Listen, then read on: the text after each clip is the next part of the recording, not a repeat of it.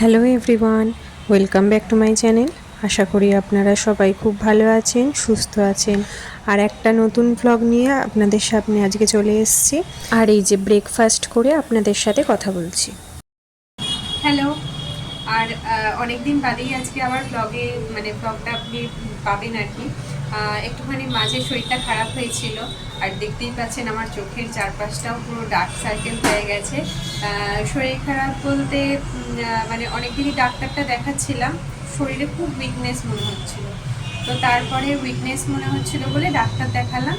তো ডাক্তার দেখানো অনেক টেস্ট দিয়েছিল, প্রচুর টেস্ট। সো সেই টেস্টে রিপোর্ট এলো যে সমস্ত ভিটামিন, এমনকি হিমোগ্লোবিনটাও কমে গেছে। বাট আমার থাইরয়েড আছে, থাইরয়েডটা কিছু হয়নি, থাইরয়েড নর্মালি আছে, কিন্তু হিমোগ্লোবিন কমে গেছে। আর যেটা হিমোগ্লোবিনটা হতে যেটা সাহায্য করে সেটাও কমে গেছে, অনেকটাই কমে গেছে। তো সেই ডাক্তারে তো প্রচুর ওষুধ দিয়েছে, মানে ইচ্ছাই করছিল না যে ব্লগ করব। মানে কোনো রকমে আমি ডেলি আর কি রোজের রান্না বান্না যেটা করতে হয় সেটা তো করতেই হয়, করে বসে থাকতাম বা শুয়ে পড়তাম এরকম। এতটাই উইকনেস, ঘুম ঘুম ভাব লাগছিল। তো এখন 3-4 দিন হলো ওষুধ খাচ্ছি, তবে ব্লাড এক্ষুনি হবে না, ব্লাড তো হতে টাইম লাগবে, হিমোগ্লোবিন হতে টাইম লাগবে, ওটা 3 মাস টাইম লাগবে। ডাক্তার সেটাই আর কি বলেছে। ডাক্তার মানে যে ডাক্তার দেখিয়েছি উনি বলেনি, আমাদের সামনে একজন থাকেন, ওই আন্টি দেখিয়েছিলাম, সেই আন্টির ছেলে হচ্ছে ডাক্তার। তো উনি ও হচ্ছে বাইরে থেকে, ফিলিপাইন্স থেকে পড়ে এসছে। তো উনিও ডাক্তার, তো ওনার ছেলেকেই দেখিয়েছিলাম। তো ওনার ছেলেই বললেন যে এটা তো 1 মাসে হিমোগ্লোবিনটা হয়ে যাওয়া সম্ভব নয়, যে এক্ষুনি ওষুধ খাচ্ছেন এক্ষুনি হয়ে যাবে। তো তার জন্য টাইম লাগবে। তো ওষুধ খাচ্ছি, প্রচুর ওষুধ দিয়েছে, 7-8 রকমের ওষুধ দিয়েছে।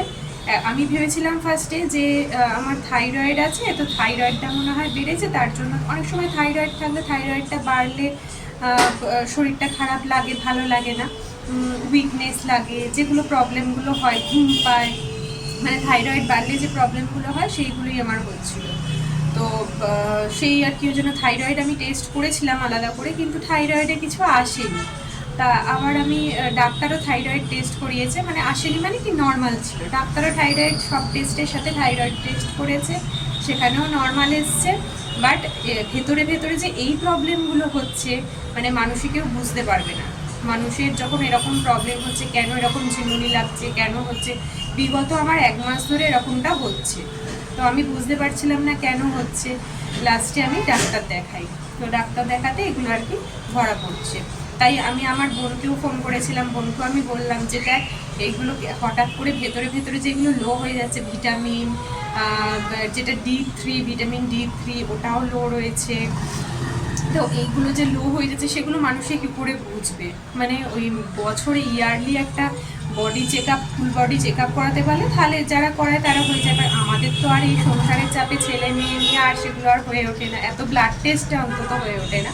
তাই আমি আপনাদেরকেও আমি বলবো, সাজেস্ট করব যে অন্তত ফুল বডি চেক আপ না করান প্রতি মাস, মানে বছরে অন্তত যখন অল্পতেই যখন একটু শরীর টরীর এরকম হবে তখন একটুখানি ডাক্তারের কাছে যাবেন, ভালো করে চেক আপ করিয়ে নেবেন। বাট আমি না একদমই বুঝতে পারিনি যে এতটা আমার সব কিছু লো হয়ে গেছে। আমার হিমোগ্লোবিনটা এমন কি, মানে হিমোগ্লোবিন 13, এরকম 13 হচ্ছে, 13 না 15 এরকম দেখলাম। তো ওটা হচ্ছে নর্মাল রেঞ্জ। তো সেখান থেকে আমার 10ও নেই, 10-এরও নিচে চলে গেছে। তো যাই হোক, তো চলুন তাহলে। আর আজকে তাড়াতাড়ি করে তাহলে রান্নাগুলো করে নিই। মানে আমার না শরীরটা খারাপ হয়েছে কবে থেকে বলুন তো, ওই মিঠির বার্থডে হলো তারপর থেকে আমার শরীর আর দিচ্ছে না। মানে সেদিনকে খুব কষ্ট হয়েছে, আমি নিজে রান্না করেছিলাম তো একা হাতে, এতটাই কষ্ট হয়েছিল না, মানে বলার কথা নয়। মানে আমি বিকেলবেলাতে আর আমি পাচ্ছিলাম না, এত কিছু রান্না করার পরে বিকেলবেলাতে আমি আর পেরে উঠছিলাম না আর রান্না করার। রান্নার মনে হচ্ছিল করবো, তখন মনে হচ্ছিল কেউ একটা থাকলে সে একটু হেল্প করলে ভালো হয়। তো যাই হোক, তারপর থেকে আস্তে আস্তে শরীরটা খুব খারাপ লাগছিল, শরীরটা ভাঙতে শুরু করছিল।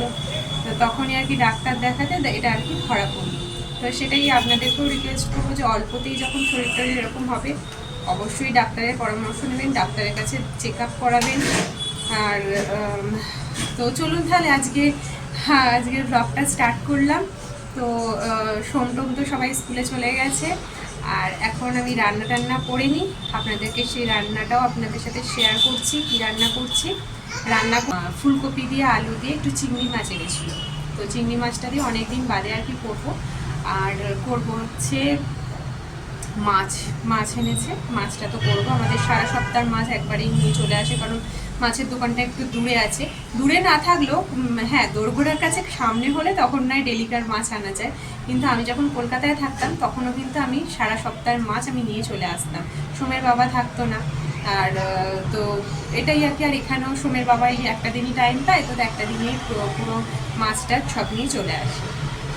আর এখানে সাদা মূলোটা, যেটা রেডিশ, ওটা পাওয়া যায় বেশি। ওটার শাকটা খুব কচি, দেখেই কালকে খুব ভালো লাগছিলো। বাট কালকে সানডে ছিল, সানডেতেও আমি আর ব্লগ করতে পারিনি এই সানডেতে।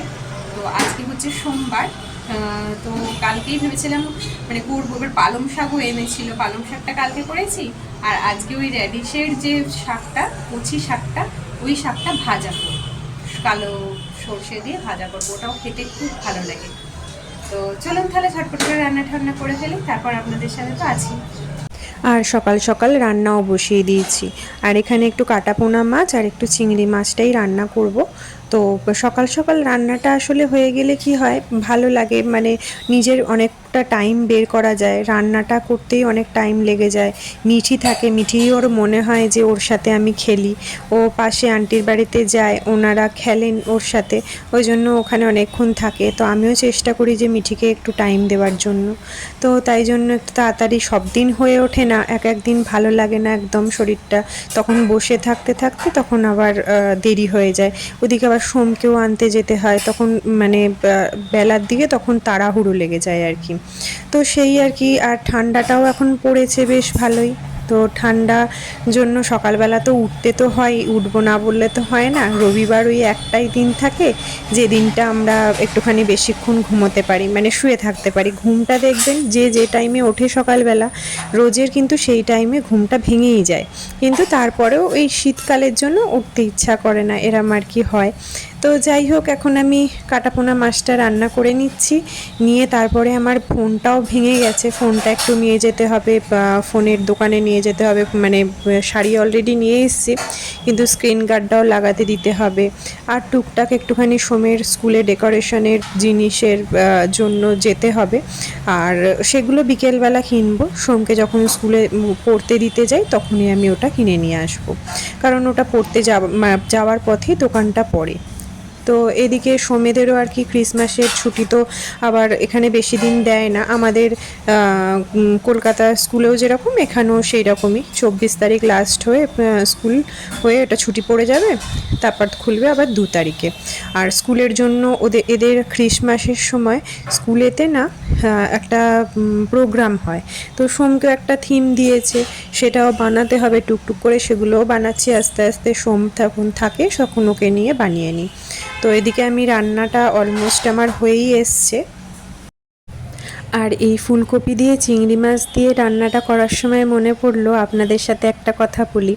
মানে যখন মিঠির অন্নপ্রাশন হয়েছিল তখন মানে ডেকোরেশন, মানে লোক, ক্যাটারিংয়ের লোক তো খাবার দাবার দিয়েছিল, বাট মিঠির অন্নপ্রাশনের যে ডিশগুলো ওকে যেটা সাজিয়ে দেওয়া হয়েছিল সেগুলো আমি বাড়িতে রান্না করেছিলাম। তো সেখানে আমি পটল চিংড়ি করেছিলাম।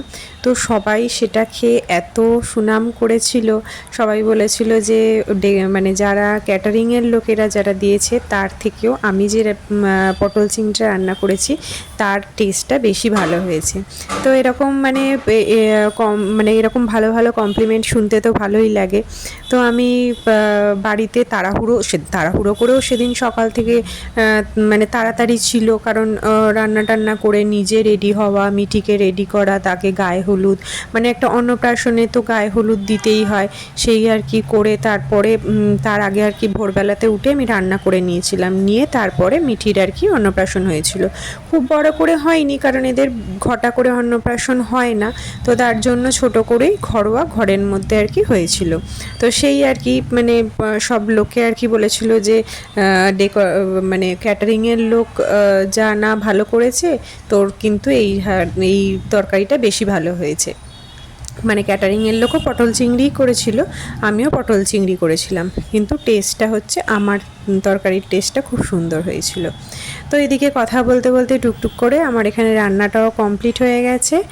আর তো চলুন তাহলে এরপর যাব হচ্ছে আমি চান টান করে নেবো, নিয়ে মিঠিকেও চান টান করিয়ে তারপরে যাব ফোনটা স্ক্রিন গার্ড লাগাতে। একবারে স্ক্রিন গার্ড লাগিয়ে তারপরে সোমকে আনতে চলে যাব, কারণ আর আলাদা করে আবার আমাকে বেরোতে হবে। এই তিনতলা আমরা থাকি, তিনতলাতে, এই তিনতলার একতলা করতে করতে না পা এত কনকন করে, মানে আর পেরে উঠি না। আমাকে তো সারাদিনে 3বার মানে স্কুল, টিউশন, পড়তে যাওয়া, তারপরে যোগা ক্লাস, এগুলো মিলিয়ে আমাকে মানে সারাদিনে আর কি 6 থেকে 7 বার আমাকে নামতে হয়। আর এইখানে দেখুন আমি চিংড়ি মাছটাতে না, আমি যে কোনো চিংড়ি মাছ আমি করি রান্না, সেখানে আমি দুধটা অ্যাড করি। মানে দুধটা অ্যাড করলে না, নারকেলের দুধ না পেলেও নর্মাল দুধটা দিলেও না সেখানে খুব সুন্দর, মানে টেস্টটা খুব সুন্দর হয়। আমি এটা দেখেছি। নারকেল দুধ সবসময় দিতে হবে তার কোনো মানে নেই। নর্মাল দুধ, আমি যখন লিকুইড দুধ পাই না, আমি তখন তো গুঁড়ো দুধও দিয়ে দিই, কিন্তু টেস্টটা এত সুন্দর হয়। এই দুধ আর ওপর থেকে একটু ঘি, গরম মশলা ছড়িয়ে দিলে খুব দারুণ একটা টেস্ট আসে। তো এইটা হচ্ছে মূলো শাক, মূলো শাকটাই ভাজা করছি। মূলো শাকটা আমি ভাজা করেছি, কিন্তু এর মূলো শাকটা একটু রান্না করার পরে খাওয়ার সময় দেখলাম একটু তেঁতকুটে ছিল।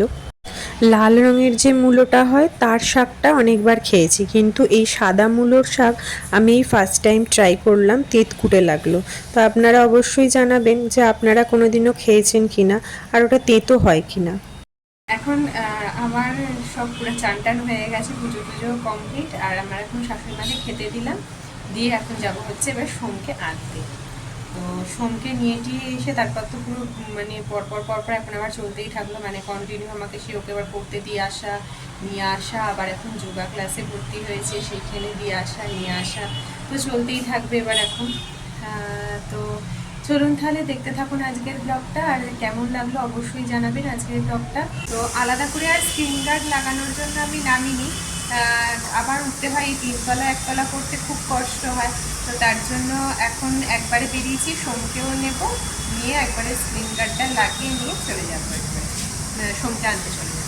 যদি আমার ব্লগে নতুন হয়ে থাকেন তাহলে অবশ্যই সাবস্ক্রাইব করে দেবেন, আর যদি ভালো লেগে থাকে একটা লাইকও করে দেবেন, আর অবশ্যই করে কমেন্ট করে জানাবেন আমার ব্লগটা কেমন লাগে। তো চলুন তাহলে আজকের মতন এখানেই ব্লগটা শেষ করছি। সবাই ভালো থাকবেন, সুস্থ থাকবেন, আনন্দে থাকবেন। আবার দেখা হবে নতুন একটা ভিডিও নিয়ে।